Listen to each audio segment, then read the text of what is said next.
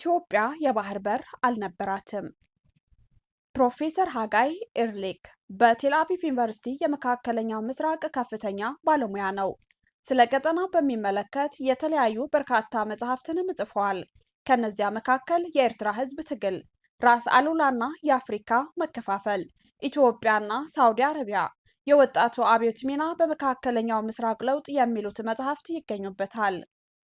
ፕሮፌሰር ሃጋይ የኤርትራና ኢትዮጵያ ነባራዊ ጥንታዊ ሁኔታን በማስመልከት ባለፈው ሳምንት ያካሄደውን ጥናታዊ ጽሑፍ ተንተርሶ ትግሃት ለተሰኘው መገናኛ ብዙሃን ሀሳብ ሰጥቶ ነበር። የቃለ መጠይቁ ይዘት የሚከተለውን ይመስላል።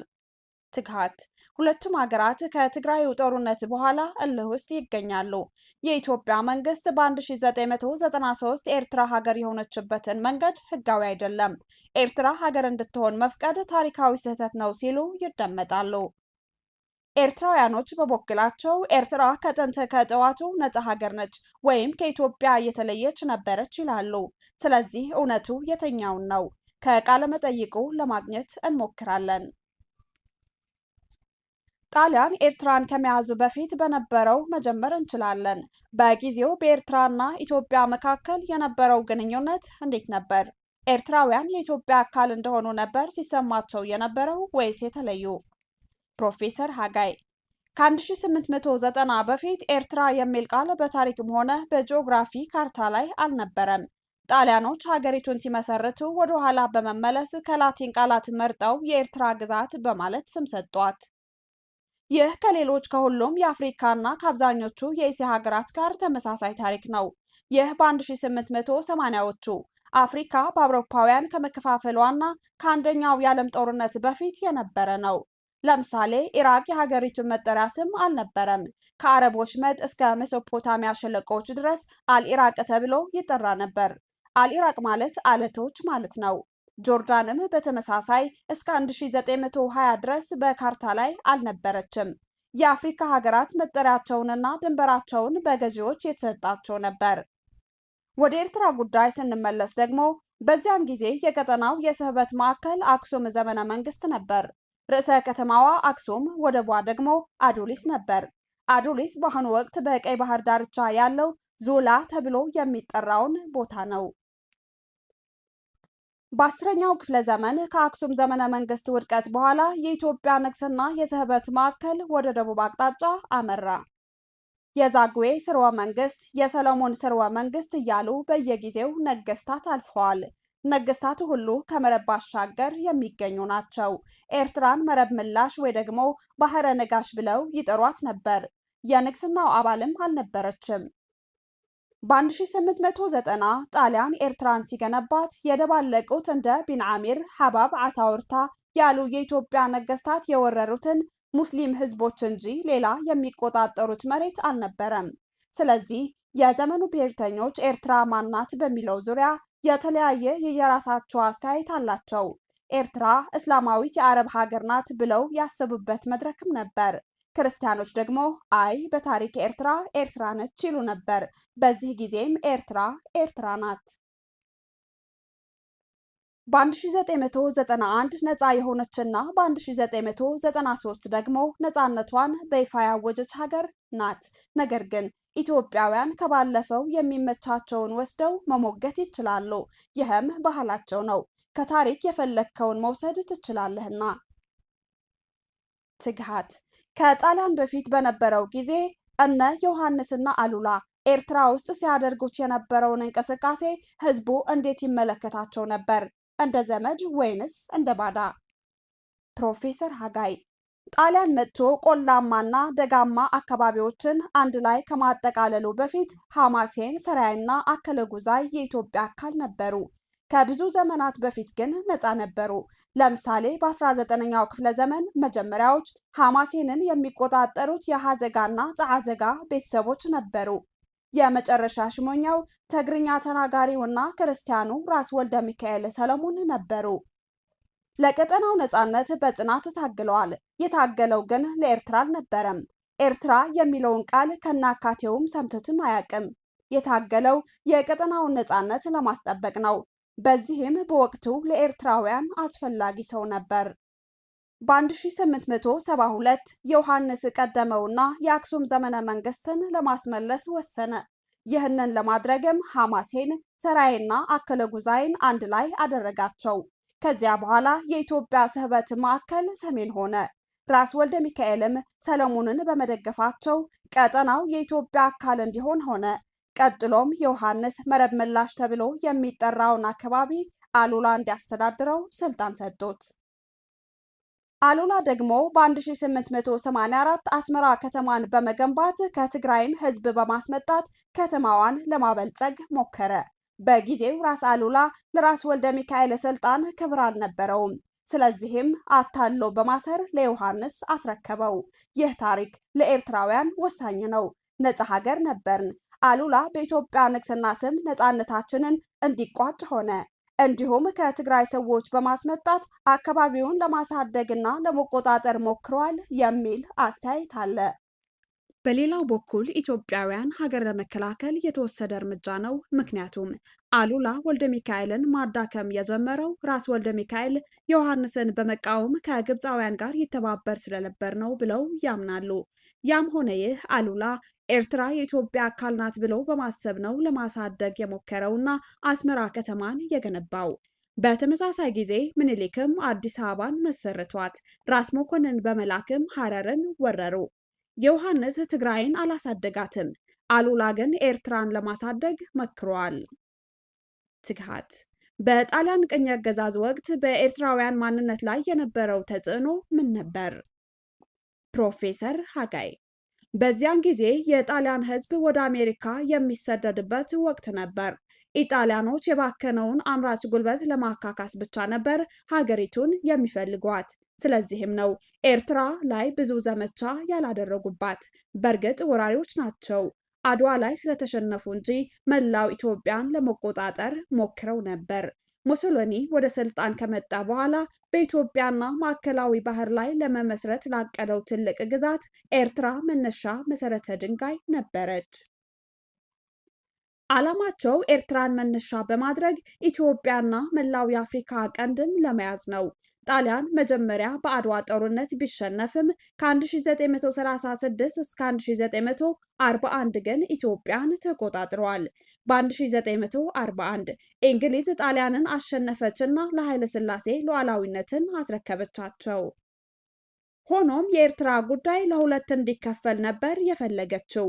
በእርግጥ በህዝባዊነት አስተዳደር እንግሊዞች የተሻሉ ነበሩ። በዚህም ፓርላማ በመመስረት ምርጫዎችን ያካሂዱ ነበር።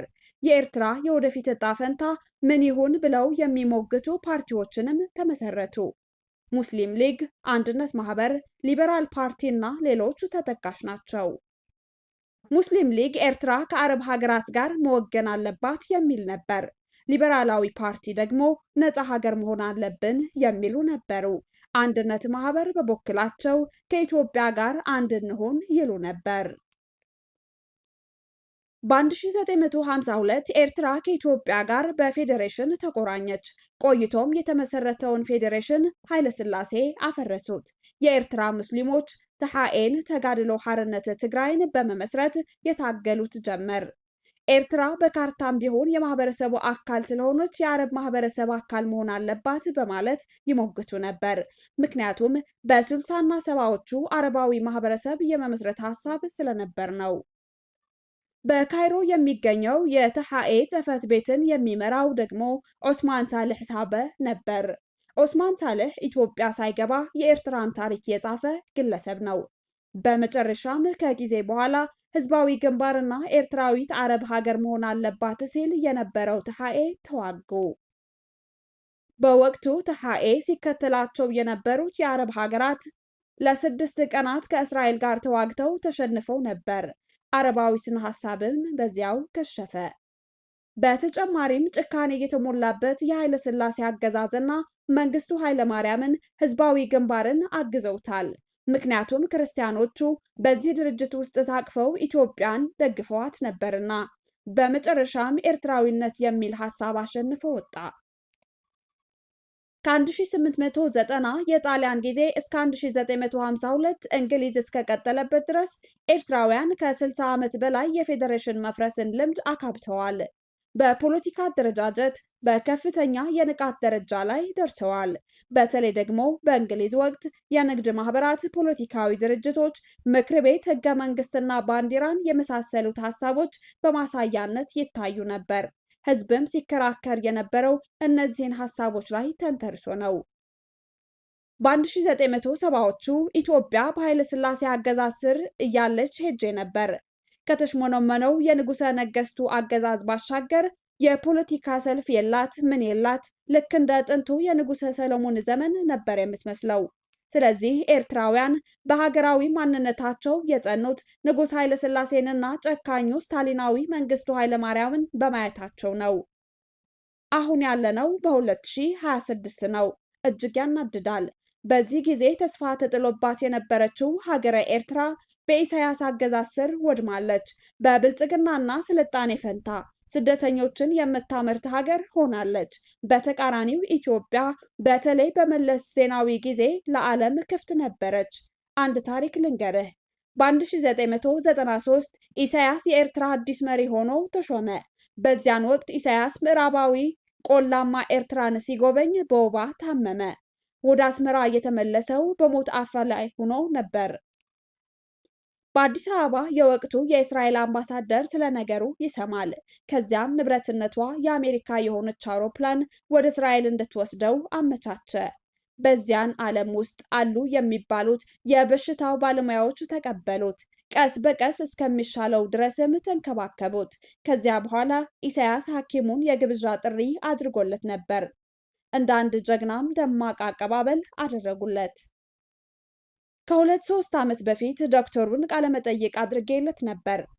ተመልከት፣ ለሴቶች መብት፣ ለአርሶ አደሮች ነፃነት የታገለው ተስፋ ተጥሎበት የነበረው የጫካው አርበኛ ፍጹም አምባገነን ሆነ። ከወባ በሽታ ጋር ይገናኝ ይሆን ብዬ ጠየቅኩት።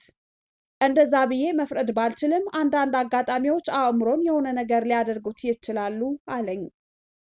በ1998 በባድመ ስላጋጠመው ሁኔታ እንድናገር በአዲስ አበባ ዩኒቨርሲቲ ጥሪ ተደርጎልኝ ነበር።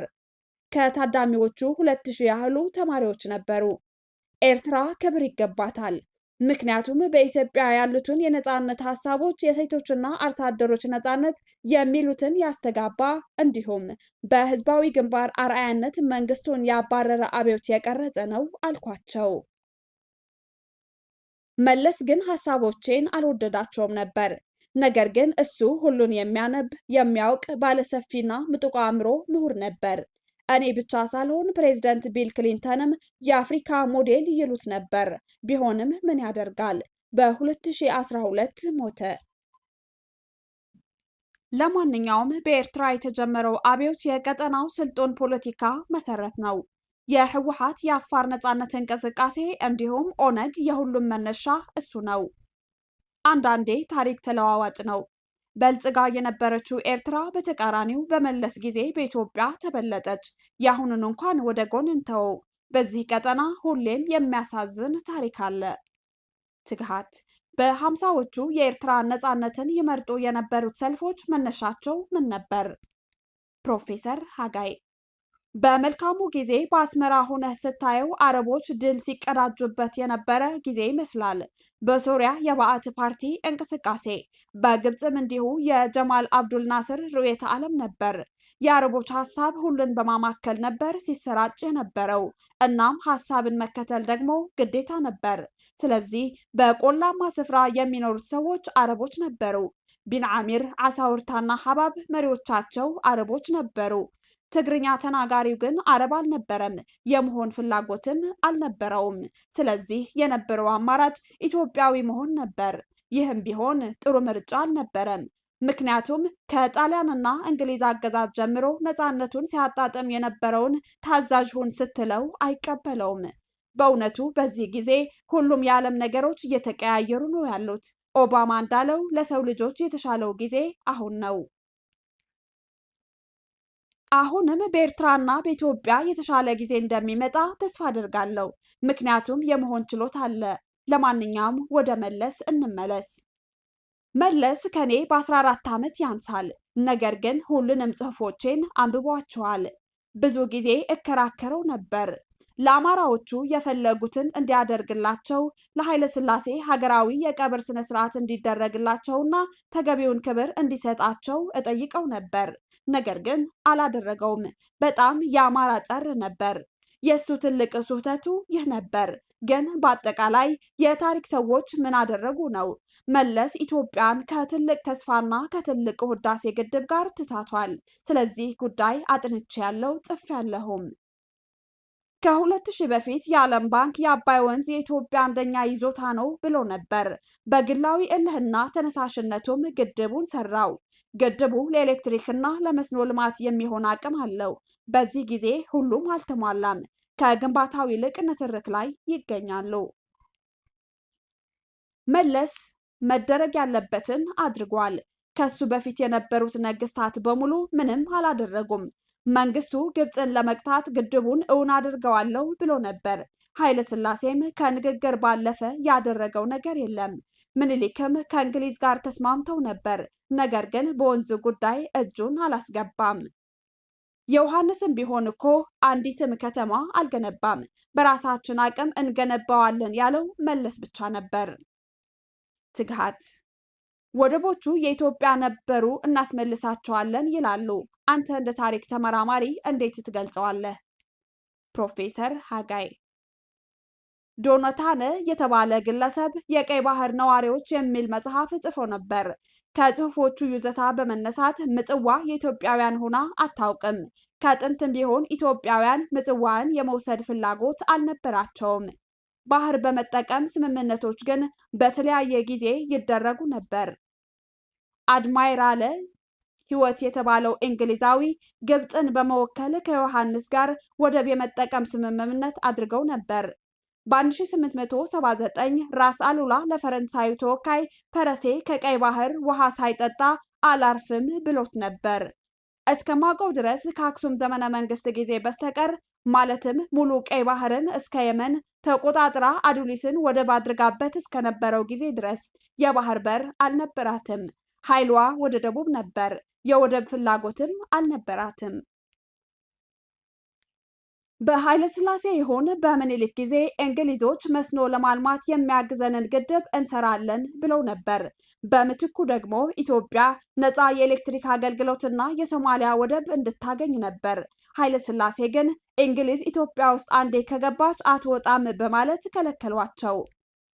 ትግሃት ኢትዮጵያ የባህር በር የሌላት መለስ ስላልፈለገ ነው የሚሉትስ? ፕሮፌሰር ሃጋይ መለስ የሚፈልገው አህጉራዊ ሰው ለመሆን ነበር። በትግል ወቅት ስታሊናዊ ሆኖ ጀመረ። ከተማረ በኋላ ግን የነፃ ዓለም አካል ሆነ። በናይል ወይም በአባይ ጉዳይ አፍሪካውያንን በማንቀሳቀስ በዲፕሎማሲ ግብፅን ተፋለማት። ወደብ ለማግኘትም ከኤርትራ ጋር መስማማት አስፈላጊ መሆኑን በመረዳት በ1991 በራሱ ተነሳሽነት ኤርትራ ነፃ ሀገር መሆኗን ተቀበለ። ሌላ አማራጭም አልነበረውም። በጊዜው ከኤርትራ ጋር መዋጋት አይችልም ነበር። ሶማሊያም ሉዓላዊት ሀገር ነበረች።